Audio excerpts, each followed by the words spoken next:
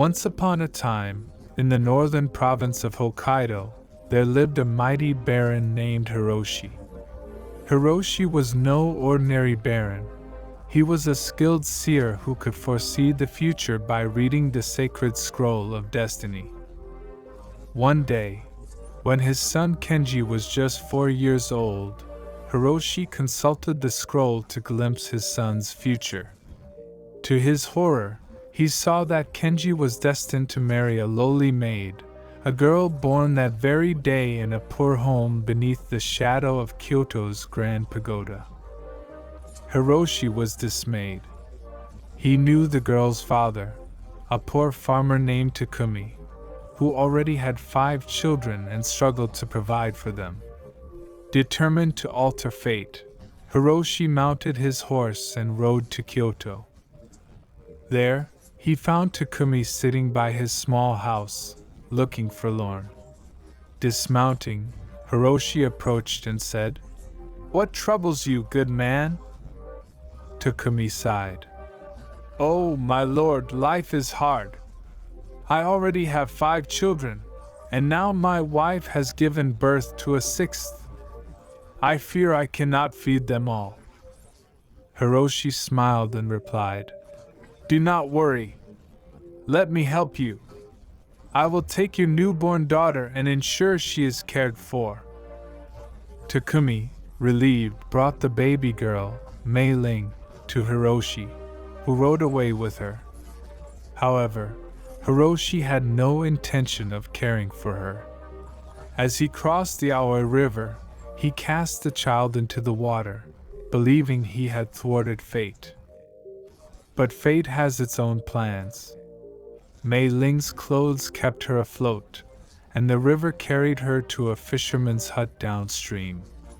The kind fisherman and his wife found her, took her in, and raised her as their own. Mei Ling grew into a beautiful and kind-hearted young woman. One day, when Mei Ling was 15, Baron Hiroshi went hunting near the river and stopped at the fisherman's hut for water. Mei Ling came out to serve him and his companions. Her beauty caught their attention, and one of them jested, "Baron Hiroshi, who do you think such a lovely girl will marry?" The Baron, suspecting her identity, asked, "When were you born, girl?" "I do not know, my lord," Mei Ling replied. "I was found by the river 15 years ago." Realizing she was the child he had tried to dispose of, Hiroshi decided to act. He wrote a letter to his brother, Lord Satoshi of Osaka, and gave it to Mei Ling. "Take this to my brother," he said.